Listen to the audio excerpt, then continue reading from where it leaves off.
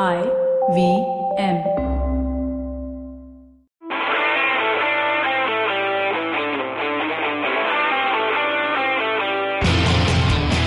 Hello, welcome to Football Twaddle. The name makes sense now because football is back.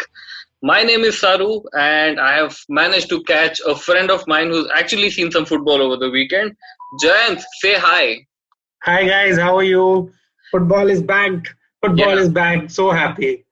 Dude, yes, it's finally a relief.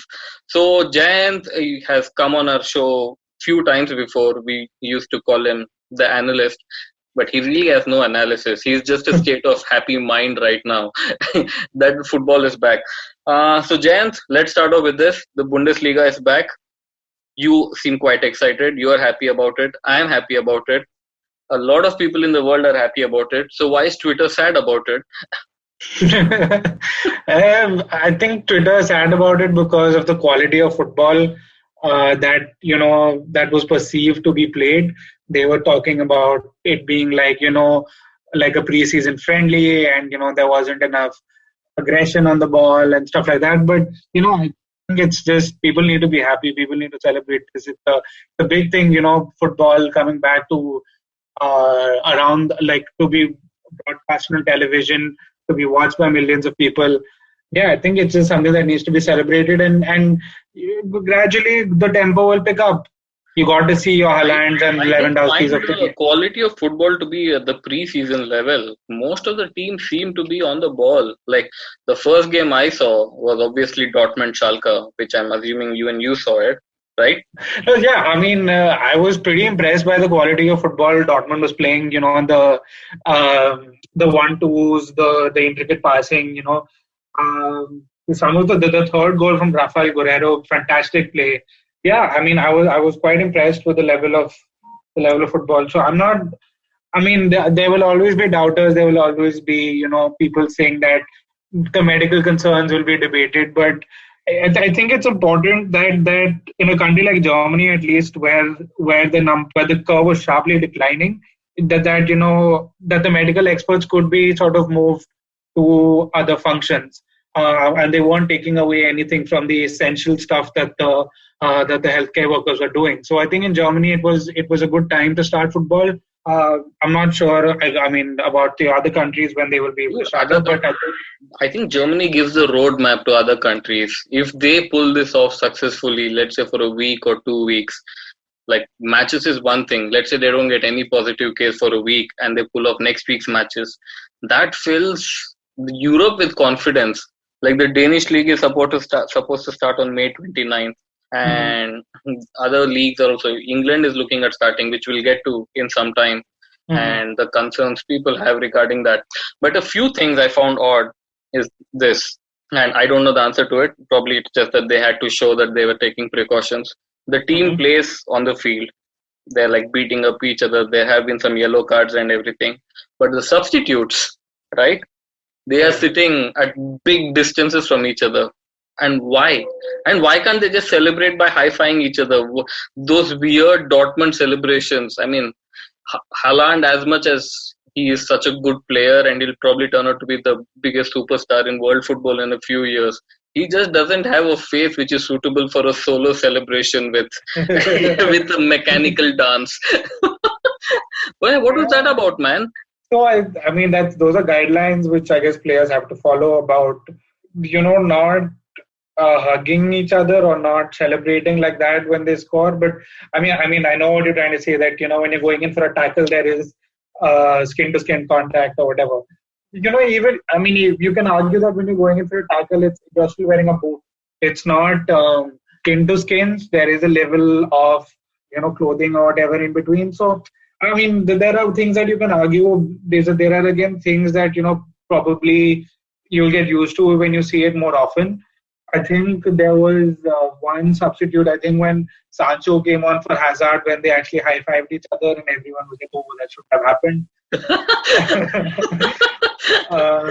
But yeah, the substitutes, again, it's a measure which No, which was I think there. they It had was to really show. weird that they were like they I were think they had to maintaining show social to the distancing. public that we care, we are doing something about it. We are trying to reduce the contact as much. But man, Thorgan Hazard is so thin compared to his brother Eden. Did you notice it? Well, he's also like much younger, so I guess in a league like Germany, you don't really need to have all that physical strength. I mean, I don't remember how muscular Eden Hazard was when he joined Chelsea. He must have been very muscular himself. But yeah, I think that these are just things that we will get used to. These that the German league will also they might have learned some mistakes. They might rectify them in the weeks to come. So it's just really interesting to see how we go from here. Yeah, and people are desperate for football. Sky England had the highest viewer numbers, right? But I saw a very weird headline from John Cross tweeted this, right? Mm-hmm. But it like Sky Sports had a huge number. I think for BT Sports, their number was decent because people watching games on BT Sport is much lesser. So their numbers were decent, but they put the headline in such a way that people are not enthused about football. Big flop Bundesliga doesn't attract many viewers and things like that. So that was just so weird. But okay, let's start with this. Did you read about Steve McManaman and his commentary? Was that Steve McManaman on our networks also? No, that was someone else, right? It was some American dude. Yeah, ours was much better commentary. So Steve McManaman, okay. 15 minutes into the Dortmund Schalke game, he is going on about how Dortmund lack fluidity, forgetting clearly that they've not played for like 7 weeks. They're coming back.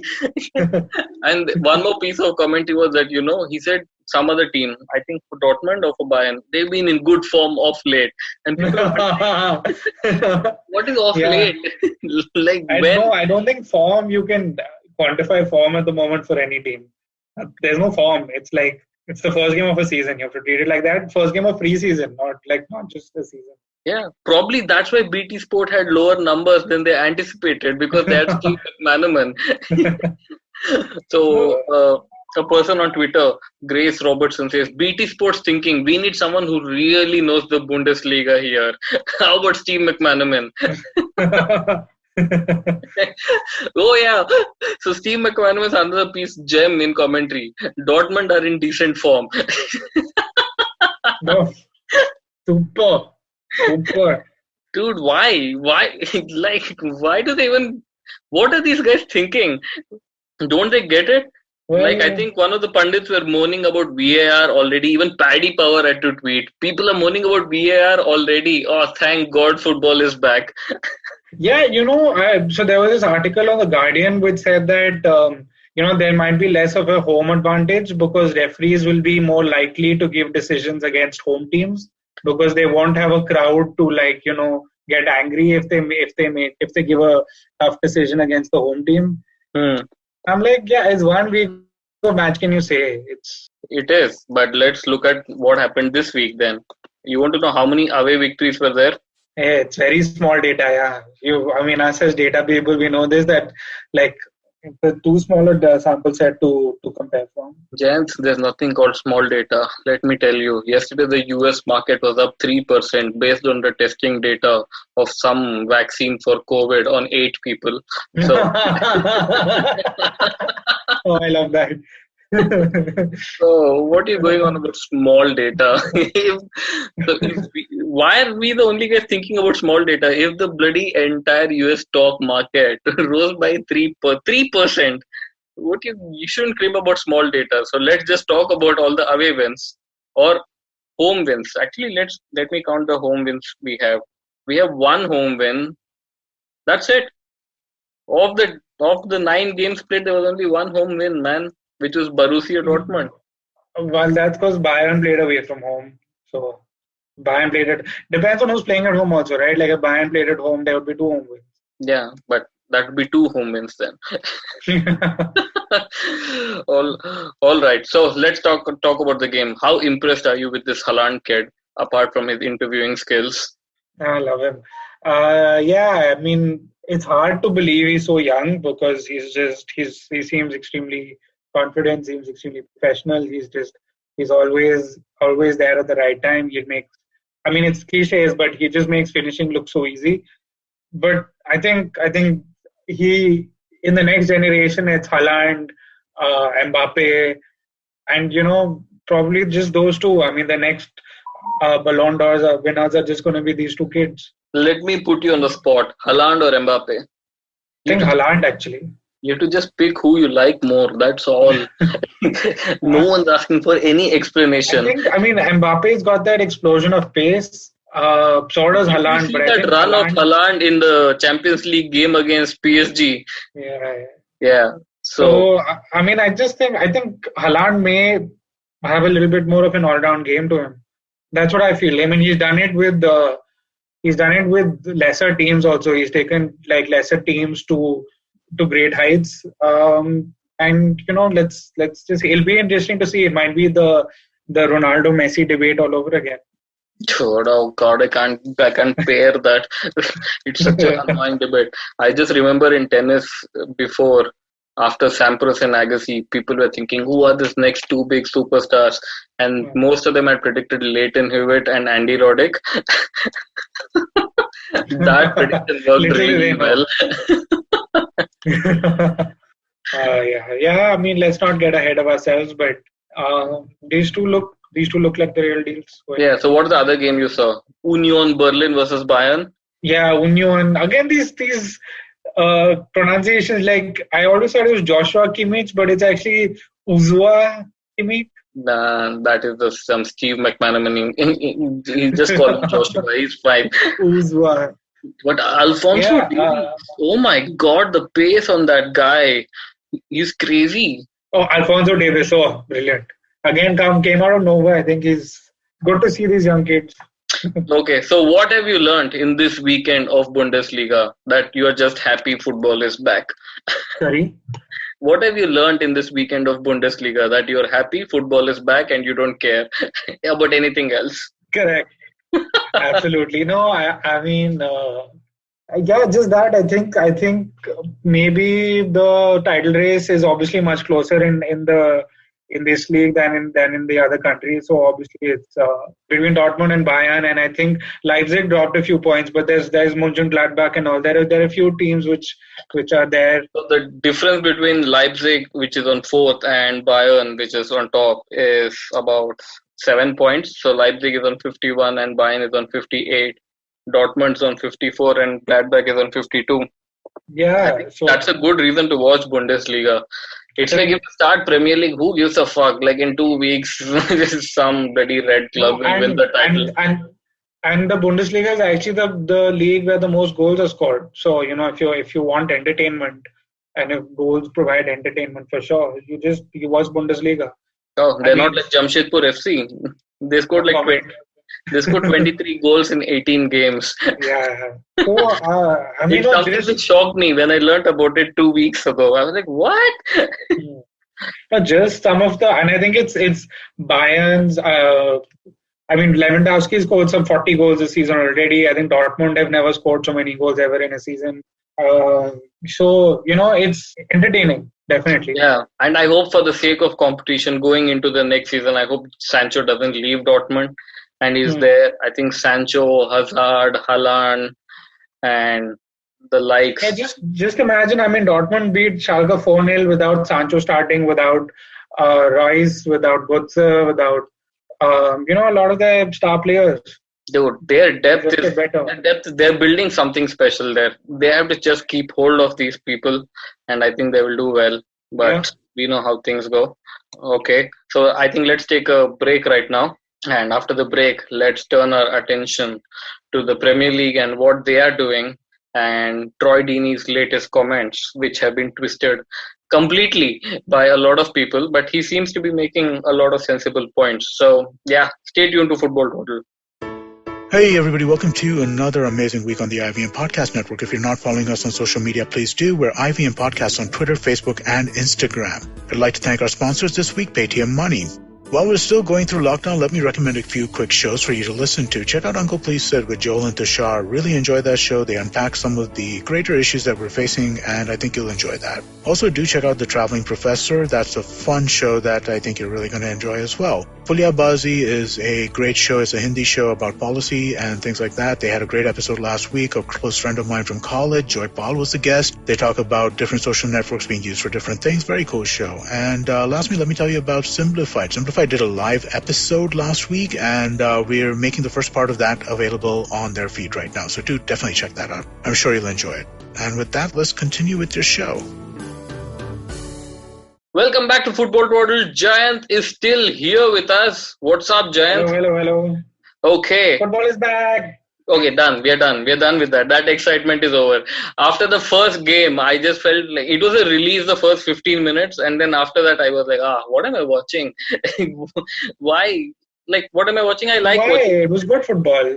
It was. But I was like, that happiness that football is back lasted 15-20 minutes. And after that, it was like, we are watching a game again in VAR, shared, why is that not a yellow card? All that. But that's football, no? Like that whole experience is football experience. I know. So, Premier League wants to start, but they have no idea how to start. They've spoken to the managers. Particular great manager has made his disappointment very clear. He told the Premier League guys, I think we spoke, I don't know if he spoke about it, but Mourinho told those guys, you can't start on June 12th if you don't give us some time to train. And he said, but if we are good enough to go for training, then you should just allow us to go and train. Otherwise, don't start on June 12th. Work backward from when you want to start and give us a 3 to 4 week period for training. And Ralph Hasenhüttl and all the others basically were like, yeah, that's how you need to work. And Jurgen Klopp was very coy in that because he needs only 2 wins, right? So he's like, oh yeah, I understand and sympathize and everything. And so I think now from tomorrow or day after, they're going to start training in groups still. And full team training is not allowed. Tuesday, they said. Yeah, they started in small groups. I think on Wednesday they're starting, but whatever. So Troy Deeney made some interesting comments, which seem to be sensible. He said, I have a 5-month-old child. Why do I want to take the risk? On one hand, you're telling me that I can't go to a barber. And given Troy's bald, we should give some leeway. But he says, on one hand, you tell me I can't go to a barber. But you're saying it's okay to play football.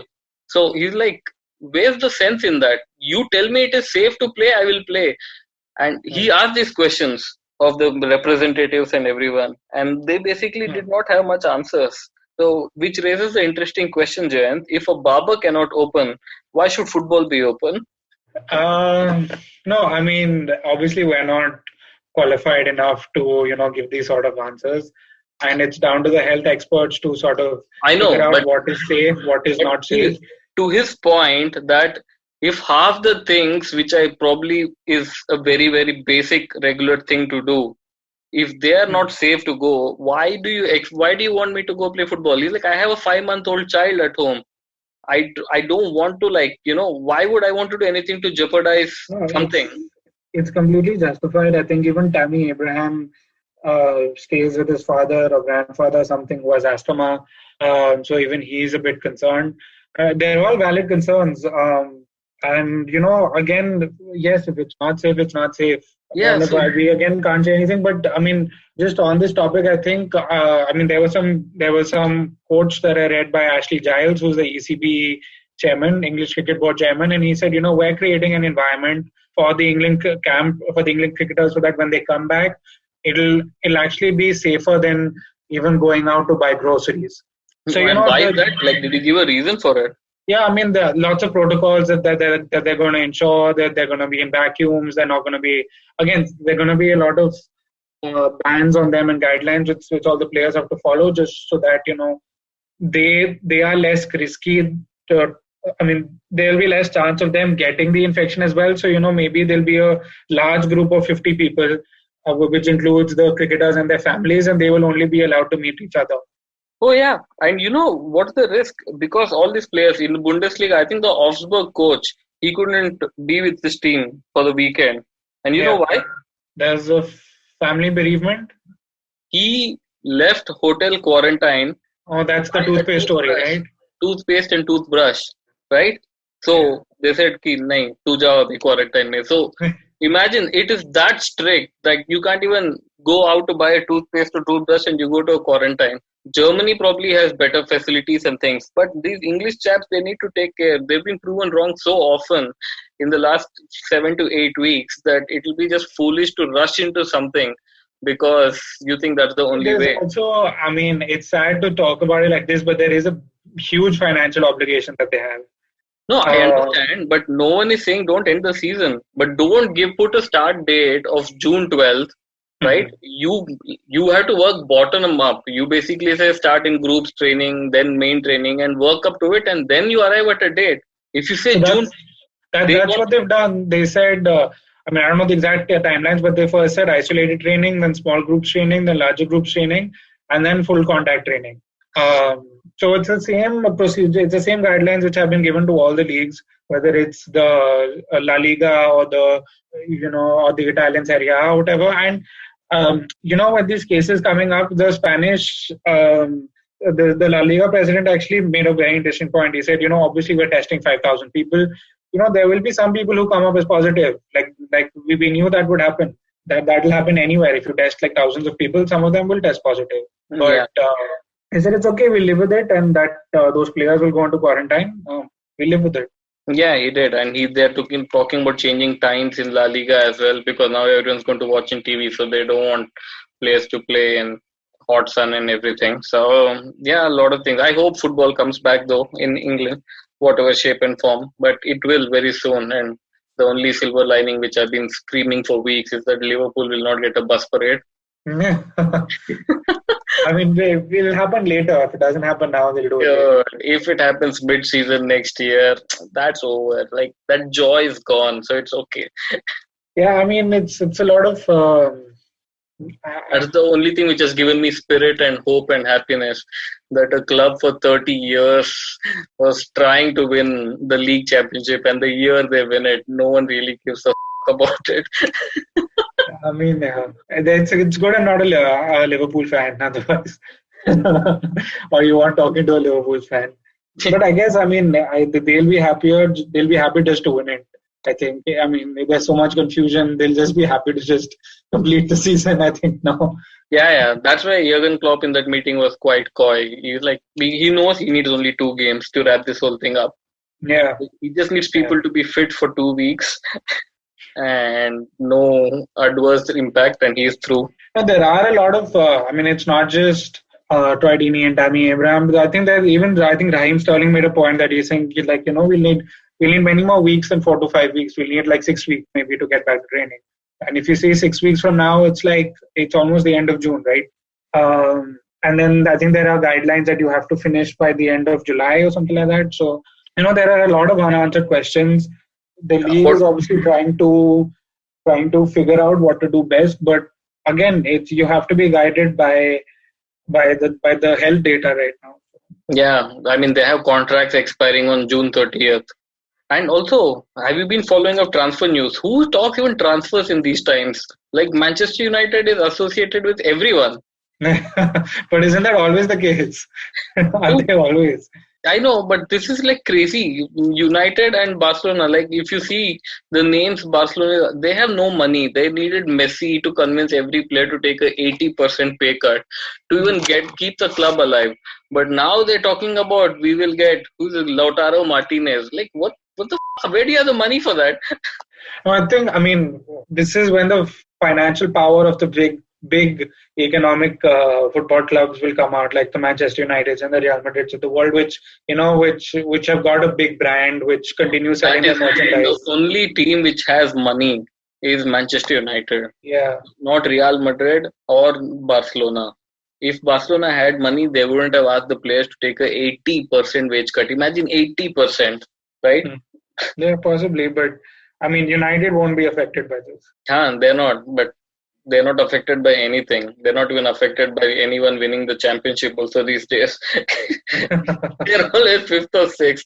But what you're hearing at the Arsenal camp, is Mikel Arteta happy with the current bunch? I mean, Alexander Lacazette seems to be having a balloon of a dime.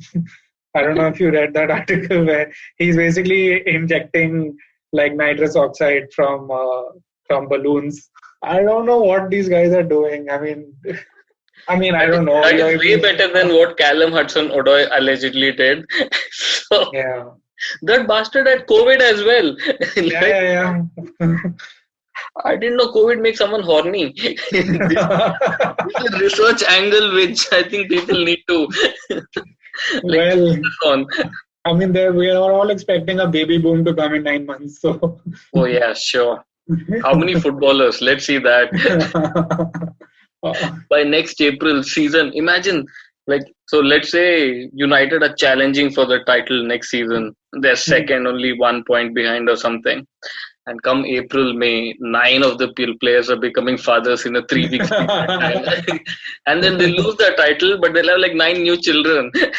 No, but that's what they said. No, I think for Salah and Henderson, exactly 9 months after the Champions League final, they both had a child. The child was born. Oh God! You think they spoke about it?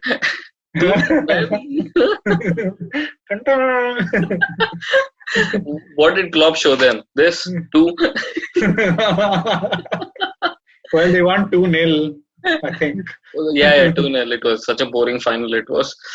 What else, man? Jayant, it was good talking to you. Yeah, I think this weekend is Dortmund Bayern or Bayern Dortmund. I don't know whose home game it is, but one of the two. But home advantage doesn't matter anymore. Yeah, I don't think it counts for anything. Home advantage. There's nobody in the stadium, nobody to abuse you or egg you on. I mean, what the Premier League clubs are saying is that it's still familiarity with the ground and everything. That's why they want home, and that's why they are the relegation threatened clubs at least are not in favor of neutral venues. Really, but how have they achieved anything in their own venues, relegation clubs? Like Norwich, what standing does it have to say? Forget Norwich, but Villa have got almost 80% or 70% of their points at home. That's fine. I'm not disputing that. I was just trying to make a point. If you had that big a home advantage, you probably would not be in the relegation battle. No, I mean, even the few points, for some of them, the argument makes sense because the few points that they have got, they've got at home. The last point, by the way, have the Saudis bought over Newcastle or not yet? I don't think so. I mean, all these deals generally take a long time to actually. Dude, will this ever happen? I've already read on human rights abuses and how this should not go through. I feel so left out now if this doesn't happen. I wasted so much time reading crap I already knew. But I've just spent so many years reading about how Newcastle want a different owner. And they're so just sick of Mike Ashley. And then if this happens, I don't know, they'll be happy or sad. I know. Imagine if Hitler was alive and he had money. No, I don't want to imagine that. No. Just say he was alive and he had money. And you think if he bid for Newcastle, you think they would have been okay with it? We just want to get rid of Mike Ashley. Correct, exactly. Absolutely. Oh man, what did this come down to? Chalo man, take care dude. Nice talking to you. Yep, take care. And the next 14 more days. You seem well groomed enough. You don't need a barber, nothing. What's going on? Well, I just bought this thingy today. It's called a trimmer. But other than that, I've been trimming my own beard. I've been getting my mother to cut my hair. Wow. Talk about people who really don't have to do any work. They're looking after the grooming needs. I've been doing a lot of deep cleaning of the house also. Nothing of that sort is not. You don't have a choice. Don't act like you wanted to do it. You were beaten into doing it. One of the things, oh God, if I was at my home, my mom, she would have just killed me. I would have to clean so many things. So yeah, in a way, I'm all right and happy wherever I am. All right, man. Take care. Okay. Take care. All right, guys. That was this week's Football Twaddle. The main news is just be happy there's football. Here's something to watch on the weekend. There's only so much Kapil Sharma reruns you can watch. Okay, bye-bye.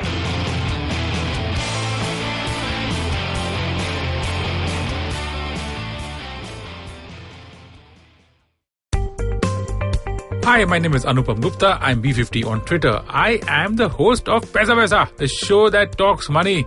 On my show, I speak to experts from every field of money and finance, from stock markets, equities, debt funds, credit cards, life insurance, every possible area of money and finance that you can think of. We even did an episode on cryptocurrency. I've got fantastic guests from mutual funds to personal finance experts everywhere. Robo-advisory, startups, just name it, we've got it. At Paisa Vaisa, we help you make smart decisions about money. You work hard for money. Now make your money work hard for you. New episodes out every Monday, and you can listen to my show on the IVM Podcast app or any other podcasting app that you have.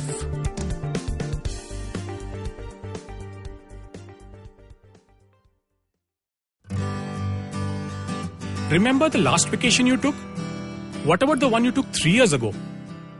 Okay, how much do you really remember? It's a question I've asked myself often. Over a decade of traveling the world. Hey, I'm Utsav, and I do not travel the world for a living. I have a full-time job and responsibilities, but I have made traveling the world a priority. Priority enough that I negotiate extra leave in my job contracts, obsessively track my frequent flyer miles, and I'm willing to take off at the sight of a cheap ticket. Yes, I am cheap. I have lived and worked in 3 countries. I understand human behavior for a living. And these experiences have given me unique insights into places, people, and culture. With over a decade of travel behind me, I increasingly realized one thing, that we cannot see everything. So whatever we see, we must see deeply. Because as the film of memory decays, the imprints which will stand the test of time are the ones felt by the immersion of the senses, not by fleeting encounters with them. Postcards from Nowhere is an immersion into the world of slow travel. One story at a time. Tune in every Thursday on the IVM Podcasts app, website, or wherever you get your podcast from.